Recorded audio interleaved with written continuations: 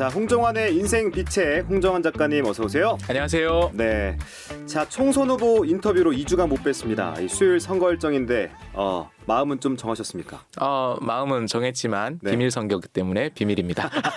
알겠습니다. 더 이상 깊게 묻지 않겠습니다. 자, 정치와 선거 계절에 만나는 동서양의 제왕학 고전 리더십 이야기 더 깊게 와닿습니다. 지난 시간에 이어 한비자 두 번째 시간인데요. 쉬는 동안 책을 읽으면서 궁금한 점이 좀 생겼거든요. 네. 많은 이야기들이 다소 파편적으로 흩어져 있다는 느낌이 들었는데 일목요연하게 정리가 좀 되면 좋겠습니다. 혹시 한비자 전체를 관통하는 통일된 체계 같은 건 없습니까? 저는 한비자의 리더십, 한비자가 제시하는 리더십을 이렇게 부르고 싶어요. 한비자, 불신의 리더십. 불신. 네, 믿지 않는다는 건데? 그렇습니다. 우리는 보통 네. 리더십이라고 하면 신뢰에 기반한 리더십을 많이 이야기를 하죠. 네. 인간에 대한 애정, 그리고 인간의 가능성에 대한 신뢰, 이런 것들을 깔고 리더십을 이야기하는 경우가 많은데요. 한비자에 굉장히 유명한 고사성어가 몇 개가 나옵니다. 그 중에 하나가 동상이몽이라는 고사성어가 한비자에서 나옵니다. 동상, 같은 침상에서 이몽, 다른 꿈을 꾼다라는 건데요. 한비자에 이런 일화가 나와요. 위나라에 사는 부부가 기도를 합니다. 그러면서 아내가 이렇게 기도합니다. 저희가 옷감, 배 100피를 얻게 하여 주시옵소서. 이렇게 이제 기도를 하는 거죠. 그러니까 남편이 이렇게 묻습니다. 다 좋은데 이왕이면 기도할 때 좀 더 세게 말해도 되지 않냐? 왜 100필만 구하냐라고 하니 아내가 이렇게 대답합니다. 만약 하늘이 응답하셔서 배를 주실 때 100필보다 더 많이 주시면 당신은 남는 돈으로 첩을 살 것이기 때문에 절대 안 된다라고 이야기합니다. 네. 한 이불을 덮고 살지만 서로 다른 생각, 다른 꿈을 품고 살아간다라는 것이죠. 즉 한비자가 가지고 있는 기본적인 생각은 아무리 가까운 사이라고 하더라도 서로 다른 가치관, 서로 다른 생각을 품고 살아가고 있다. 그러니 전통적인 육아의 가치관, 육아의 가치관은 기본적으로 신뢰에 기반을 두고 있는 가치관입니다. 그러한 가치관으로 국가를 경영한다라는 것은 매우 힘든 일이다. 한 가정 안에서도 부부도 다른 꿈을 꾸는데 한 국가에서 어떻게 그것이 가능하겠냐라는 것이죠. 어떤 분이 이런 말씀하시더라고요. 남편을 가리켜 내 인생의 로또다. 안 맞는다. 예, 절대 안 맞는다는 거죠. 맞는 법이 없다. 아무리 긁어도 안 맞아, 안 맞아. 정말 결혼하셨습니까? 아니 어떻게 인생의 진리를 이렇게 일찍 체득하셨습니까? 사볼 때마다 안 맞더라고요. 네, 절대 안 맞는다는 거죠. 근데 유교의 네. 혹은 육아의 기본적인 가치는 무엇이냐면 군신유의. 임금과 신하 사이에는 의리가 있어야 된다. 그렇죠. 부자, 유친. 아버지와 자식 사이에 친밀함이 있다라는 거죠. 부모, 유신, 친구들 사이에 신뢰가 있어야 된다. 있어야 하고 그 신뢰를 기반으로 해서 출발한다. 그래서 육아의 기본적인 인간관 혹은 정치관은 자신의 몸을 갈고 닦고 그리고 가정을 잘 건사해서 이러한 가치관이 국가 차원으로까지 이 가정에서 가족들이 주고받는 또 가까운 친구들과 주고받는 사랑과 신뢰의 관계가 임금과 신하, 임금과 백성의 관계까지 확장돼서 온 국가가 확장된 하나의 가족이 되는 것이 육아적인 국가 경영의 이념이라면 한비자는 다르게 생각하는 거죠. 가족 사이의 친밀함, 가족 사이의 따뜻함, 진짜 그래? 아니야. 한 이불을 덮고 사는 부부도 서로 다른 꿈을 꿔. 그러니 인간 사이에 의리나 신뢰의 기반을 둘 것이 아니라 인간은 기본적으로 서로 불신하고 서로 다른 계획을 가지고 있다는 것을 전제하고 이런 사람들이 공통적으로 지켜야만 하는 규범을 제시해서 즉 법이지요. 네. 그 법과 규칙에 따라서 국가 공동체를 움직여가는 것이 맞다라고 한비자가 이야기하면서 구체적으로는 세 가지 프레임을 제시를 합니다. 네. 한비자는 이 세 프레임을 중심으로 구성이 되는데요. 첫 번째는 법, 두 번째는 술, 세 번째는 세. 법, 술, 세의 세 가지 프레임으로 이야기를 풀어나가고 있습니다. 이 법술세 이 세 프레임을 좀 더 자세하게 얘기해 주시면 좋을 것 같아요. 잘 모르겠거든요. 네, 법술세라는 것은 한비자가 스스로 완전히 새로 바닥에서 창안한 것은 아니고요. 네. 한비자 이전에도 법가 사상가들이 있었습니다. 상항이라는 사람은 법을 강조했었고요. 그리고 신불해라는 사람은 수를 강조했었고 신도라는 사람은 세를 강조했습니다. 한비자는 이 세 가지를 종합한 것인데요. 우선 법부터 말씀드리자라고 하면 우리가 보통 법가라고 하면 떠올리는 것 혹은 법치라고 하면 떠올리는 것이 바로 이 첫 번째 법이죠. 쉽게 말해서 원칙입니다. 지켜야 원칙. 하는 법 규범을 제시를 하는 것이죠. 한비자는 이 현명한 군주가 이 분명한 규칙, 특히나 한비자가 육아 사상과 다른 것은 과거에 내려왔던 이상이 아니라 현재의 필요, 그리고 인간의 심성. 기본적으로 한비자가 보는 인간의 심성은 불신의 리더십이기 때문에 서로 믿을 수 없고 기본적으로 자신의 이기적인 욕망에 의해서 움직이는 인간들을 잘 움직일 수 있는 인간의 마음을 반영하고 그리고 누가 봐도 오해가 없는 아주 선명하고 그 클리어한 법 조문을 통해서 사람들에게 행동에 지침을 줘야 된다라고 생각했습니다. 네. 예를 들어 네. 우리가 신호등, 교통 신호를 지켜야 된다라고 할 때 이 신호등의 색깔을 지금은 하나, 둘, 셋 혹은 하나, 둘, 셋, 네 가지 색깔로 명확하게 구분을 하고 있잖아요. 그렇죠. 그런데 애매하게 그라데이션으로 스펙트럼으로 표시한다라고 하면 어떤 사람은 이거 건너가도 되는 거 아니야? 어떤 사람은 아니야 지금 건너면 안 되라고 각기 다르게 판단할 수 있잖아요. 그렇죠. 아예 그런 여지가 없이 선명해야 된다라는 것이 첫 번째 법이고요. 그런데 두 번째 술. 법까지는 사람들에게 다 공개된 것입니다. 네. 그런데 술이라고 하면 그때부터는 이야기가 좀 달라집니다. 국제일 아나운서님 혹시 네. 술수에 능하신 편이십니까? 술수에 조금 그래도 능하지 않을까요? 이렇게 솔직한 분은 잘 없습니다. 왜? 보통 진짜 술수에 능한 사람들은 네. 자기가 저는 그런 거 몰라요라고 술수를 부리죠. 그런가요? 솔직하게 말하는 게 낫지 않을까요? 이게 어쩌면 더 고도의 술수일 수도 있고. 근데 대부분은 그렇죠. 한국 사회에서 네. 동양 문화에서 우리가 술수 혹은 권모술수라고 하면 아무래도 좀 부정적인 느낌이 좀 강하죠. 그런데 한비자는 리더에게는 반드시 술이 필요하다라고 이야기를 하고 있습니다. 보통 술수라고 하면 좀 부정적이기도 하지만 이 술수라는 것은 그 법을 실제로 구현하기 위해서 일종의 노하우 혹은 실천 속에서 확보된 그 개인의 개인적이고 실천적인 지식을 의미하는 것일 수 있죠. 우리가 리더십에서 원론적으로는 사실 리더십 이런 책들 읽어보면 모르는 것들이 별로 없어요. 현실적으로 다 알아요. 네. 사람들의 목소리를 두루 경청하고 살펴서 여론을 잘 수렴한 정책을 네. 만들어야 된다. 법과 제도를 만들 때 가장 알기 쉽고 선명한 방식으로 만들어야 된다. 신상필벌은 공정하고 명확해야 된다. 이걸 여기까지 모르는 사람은 아무도 없어요. 네. 자, 그런데 사람들의 여론을 우리 어떻게 두루 수렴할 수 있을까요? 예를 들어 높은 지위에 올라가서 내가 만나는 사람이 원래 나를 지지했던 소수의 사람이다라고 하면 수많은 사람들의 목소리를 우리는 무슨 수로 들을 수 있을까요? 어렵죠. 신상필벌을 명확하게 하기 위해서 사람들의 행적을 어떻게 우리가 공정하게 평가할 수 있을까요? 이런 것들이 바로 술에 해당되는 것이죠. 그래서 술수라고 할 수도 있겠지만 기술이라고 해도 좋을 것 같습니다. 구체적인 노하우가 필요한데 이것은 군주에게 비전되는 독점적인 지식인 것과 마찬가지죠. 그래서 그런 술수를 유가적인 전통이나 동양적인 전통에서는 그런 것들을 앞에서 이야기하는 것을 품위가 없거나 혹은 권모술수의 화신으로 이야기하곤 하지만 실질적으로 동서양의 리더십 고전들의 이면에는 리더들에게 비전되는 술에 대한 이야기들이 있는 것이죠. 그리고 한비자는 그것을 자신의 저서에서 공론으로 끌어올렸습니다. 그래서 한비자가 이야기하는 것 중에 그런 것들이 있습니다.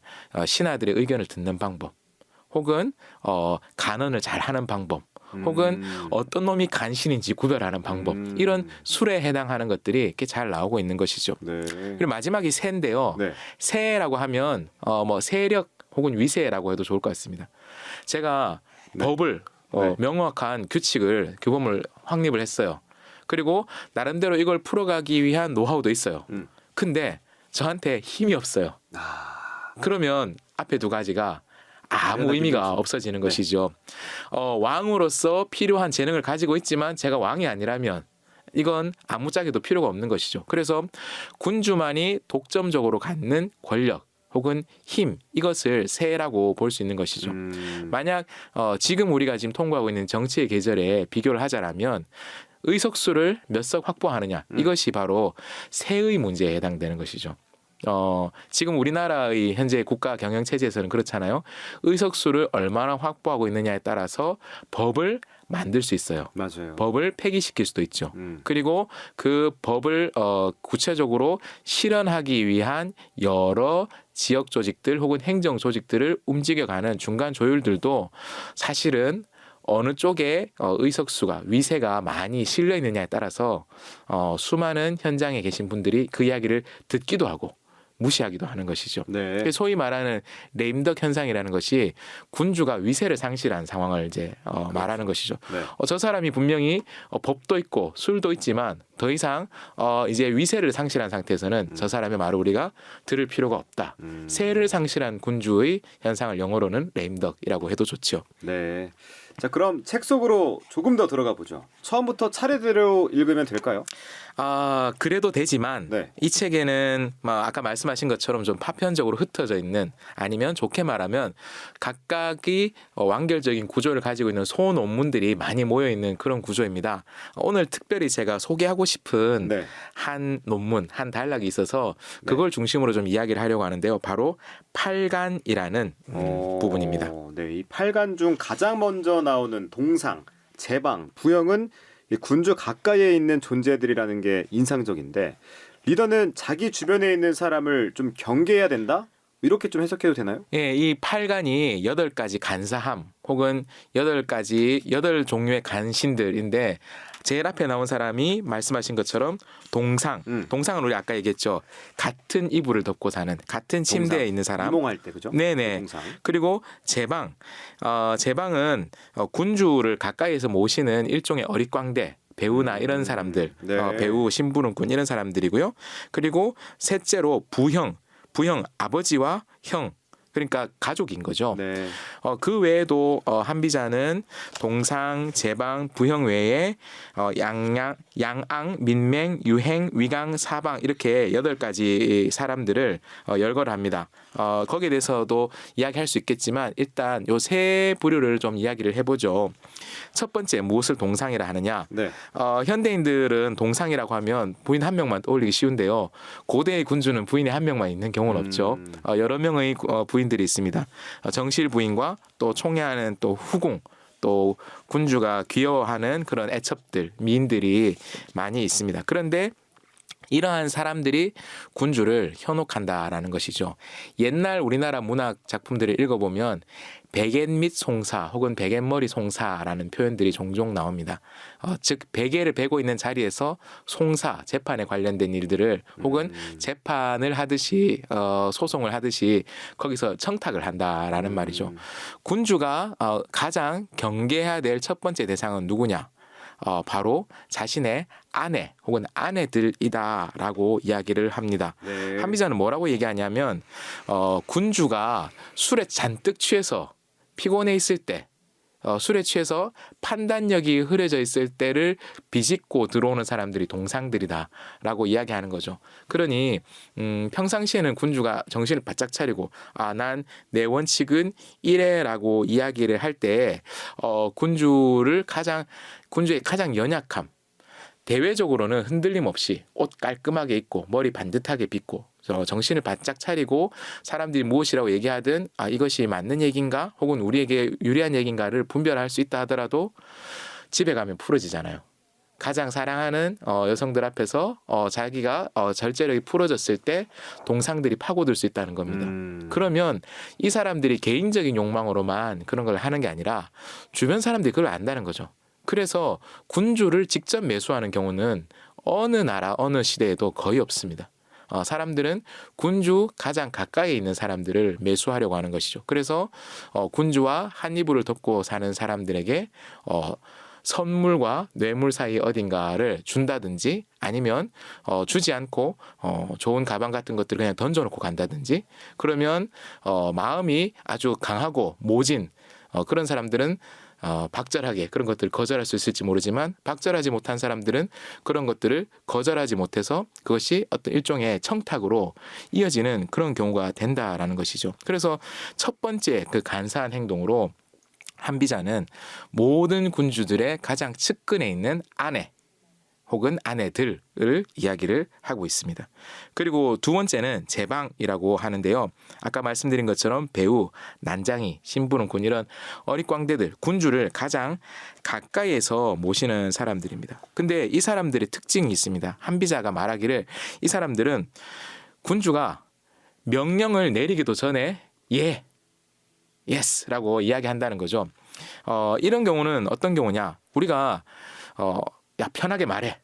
야 있는 그대로 나한테 정직하게 말해줘라고 모든 리더들은 다 말합니다. 그런데 실제로 밑에 있는 사람들이 혹은 그 사람과 더불어 함께 일을 하는 사람들이 정말 편하게 말을 하고 혹은 군주가 리더가 듣기 불편한 이야기들을 하느냐 못하느냐는 누구에게 달려 있습니까? 군대한테 있죠. 네, 그 리더에게 달려 있는 것이죠. 리더가 평상시에 그런 이야기를 잘 듣는 사람이라면 그런 이야기를 해도 문제가 되지 않는 인격과 경륜의 소유자라면 사람들은 할 수 있죠. 그런데 가장 가까이 있는 사람들은 그걸 알잖아요. 그러니까 군주가 숨 마시면 예 하는 거죠. 묻기도 전에 됩니다라는 말이 준비되어 있는 거죠. 그래서 군주가 때로 불합리한 지시를 내릴 때가 있습니다. 사실 올바른 정책은 어떻게 결정됩니까? 현장을 조사를 하는 거죠. 현장을 조사해서 예를 들어 특정한 분야의 전문가가 몇 명 정도 더 필요하다. 장기적으로 이 분야의 전문가가 10년간 한 400명 정도 더 필요하니 차례대로 연간 10명씩 40명씩 늘려서 10년간 400명 정도를 늘리자. 라고 하고 왜 이 정도의 인원이 필요하고 이 정도의 인원을 길러내기 위해서는 교육 체제나 이런 것들을 어떻게 만들어야 된다라고 충분하게 설득력 있는 그 보고서를 만들어서 올리고 군주가 그렇게 해야 되겠군라고 생각하는 게 일반적이고 정상적인 정책 결정이라면 반대로 군주가 2천 정도 좋아. 이렇게 느낌이 딱 오는 거죠. 2천 느낌 딱 좋아. 그래서 야 2,000명 바로 가. 빠르게 가. 이렇게 하면 그러면 밑에 사람들은 죽을 맛이죠. 그런데 보통 이 군주가 이 반론을 허용하지 않는다라는 그런 성품의 사람이다라는 것이 만약 안다라면 밑에 있는 사람들은 어떻게 하느냐? 예. 됩니다라고 하고는 결론을 먼저 맞추고 중간에 논리를 개발하는 거예요. 그러면 어떤 일이 벌어질까요? 당연히 현실에서 출발한 논리 개발이 현실의 상황을 반영한 논리 개발과 정책 개발이 아니다 보니까 현실하고 안 맞아 들어가는 거죠. 당장 이만큼의 사람을 길러내기 위해서 필요한 교육 시설도 준비되어 있지 않고 그리고 그렇게 갑자기 사람들이 배출됐을 때 그 특정 전문가들이 과잉 공급돼서 그 분야의 시장이 혼란스러워질 여지도 있고 그리고 그런 과정에서 지금 이 일을 하고 있는 사람들이 이건 말이 안 됩니다. 이렇게 하면 큰 혼란이 옵니다라고 이야기할 때 군주가 자신의 위세를 이용해서 무슨 소리야 이 악마 같은 놈들 이렇게 악마화시켜서 그 사람들을 나쁜 사람 취급하고 다른 이 분야의 사람들 제외한 다른 사람들에게 저는 국가를 위해서 2,000명 당장 늘리고 싶었는데 이 악마 같은 놈들이 이걸 반대하고 있습니다. 여러분 이놈들 함께 때려주십시오라고 얘기하면 이 사람들이 몸에 힘이 다 빠지는 거죠. 의욕이 다 빠지는 거죠. 그리고 특히나 이것도 시대가 좀 달라서 그런 것도 있는 것 같은데요. 과거 시대의 전문가들이라면 그럼에도 불구하고 내가 이 자리를 지켜야 되지 않을까라고 생각하는 사람들이 있는가 하면 지금은 어떤 면에서 요즘 시대 정신을 저는 이렇게 생각합니다. 알바노 시대라고 혹시 들어보셨습니까? 알바노가 뭐예요? 이건 사실 제대로 된 경상도 사투리는 아닌데요. 네. 게임하는 친구들이 많이 쓰더라고요. 내 알바냐? 내 알바 아니다. 알바냐. 그걸 좀 이상한 경상도 사투리처럼 알바노라고 하는데 알바노. 그래서 야 내가 이렇게 악마 취급 받으면서까지 이렇게 해야 돼? 알바노 그냥 쉴래라고 해서 자기 하던 일들 다 던지고 떠나가도 법적으로는 제재할 방법이 없는 거죠. 그래서 군주가 주변의 간언을 제대로 들을 수 없도록 하는 그런 환경이 되고 주변 사람들은 군주가 말하기도 전에 예 하는 분위기가 되면 이 이러한 그 간사한 행동, 이런 간신들이 창궐하게 되고 국가가 혼란에 빠진다라고 한비자는 이야기하는 것이죠. 그리고 한비자는 8간 중 세 번째로 부형을 이야기합니다. 부형, 가족이잖아요. 네, 가족이죠. 군주의 아버지 혹은 군주의 형제들. 혹은 군주의 자식들도 해당되겠죠. 네. 그리고 뿐만 아니라 뭐 친인척들도 해당될 겁니다. 그러면 이 사람들 어떻게 될까요? 그 아내, 동상들과 비슷한 일이 벌어지는 거죠. 동상들과 비슷하게 이 사람들에게 청탁을 넣을 수도 있고요. 혹은 이 사람들은 군주가 가장 사랑하는 사람들이잖아요. 그러니 이 사람들이 직접적으로 군주의 총애를 등에 업고 자신의 이익을 위해서 국가의 중요한 정책을 마음대로 바꿀 수 있는 것이죠. 그래서 한비자는 국가를 힘들게 하는 8종류의 간신배, 8가지 간사한 행동들로 군주의 가장 곁에 있는 사람들을 그러네요. 가장 먼저 이야기했습니다. 그 외에도 네. 여러 가지를 이야기합니다. 양앙은 군주의 취미 생활입니다. 군주가 궁궐, 누각, 연못 가꾸기를 좋아하고 혹은 미녀와 노는 것들 아니면 동물들을 키우고 이런 것들을 너무 좋아하면 이 군주가 군주의 동양적인 군주는 개인의 취미에 지나치게 탐닉해서 안 된다라는 것이 동양적 군주의 이상입니다. 근데 그럴 수 있을 것 같아요. 우리가 취미가 일상을 잠식하는 경우를 우리는 종종 많이 보잖아요. 근데 이것이 우리 같은 평범한 사람들의 차원이 아니라 국가를 경영해야 되는 사람이 그냥 김치찌개 끓여서 파 많이 넣고 김치찌개 끓여가지고 소주 한 잔 탁 먹는 것이 일생의 즐거움이 돼버린다라고 하면 이 사람은 국가를 제대로 경영할 시간도 그리고 그것을 위해서 공부할 기회도 없어지는 것이죠. 그리고 5번째로 민맹을 이야기하는데요. 민맹은 신하가 재물을 막 이제 나눠줘서 백성들의 환심을 사려고 하는 것입니다. 그래서 국가에서 갑자기 물가가 오른다라고 하면 여러 가지 경제는 굉장히 복합적인 요인들이 있잖아요. 당장 돈 풀어 지자체별로 우리 뭐뭐 팍팍 줘라고 해서 재물을 풀어서 백성들의 환심을 사고 그다음 사람들의 마음을 이끌려고 한다라고 하는 것도 민맹이라고 합니다. 그리고 유행이라는 말이 있습니다. 여기서 한비자에서 나온 말인데요. 우리가 유행한다. 네, 유행 본래 군주가 사실은 밖에 나가기 힘들잖아요. 과거의 군주는 구중 궁궐 안에 있었고 지금도 마찬가지입니다. 경호상의 문제도 있지만 해야 될 일이 워낙 많기 때문에 집무실 안에 있는 시간이 많고 그리고 늘 만나는 사람들만 만나요. 다양한 의견을 잘 듣지 못하는 거죠. 그래서 이 신하라는 사람들이 군주를 현혹하고 자기 뜻대로 움직이게 하기 위해서 말을 잘하는 사람들을 불러서 유행하는 이야기, 흘러가는 풍습에 대해서 군주가 원하는 것 혹은 신하들이 원하는 이야기만 듣게 하는 것. 그래서 군주의 귀가 좁아지고 어두워지는 것입니다. 예를 들면 군주가 자기가 좋아하는 요즘은 밖에 나갈 수 없으니 특정 유튜브 채널들만 열심히 구독하고 그것만 본다라고 하면 군주의 마음이 허물어지는 것이죠. 그리고 7번째가 위강입니다. 위강. 네, 위강, 위세를 떨친다라는 것인데요.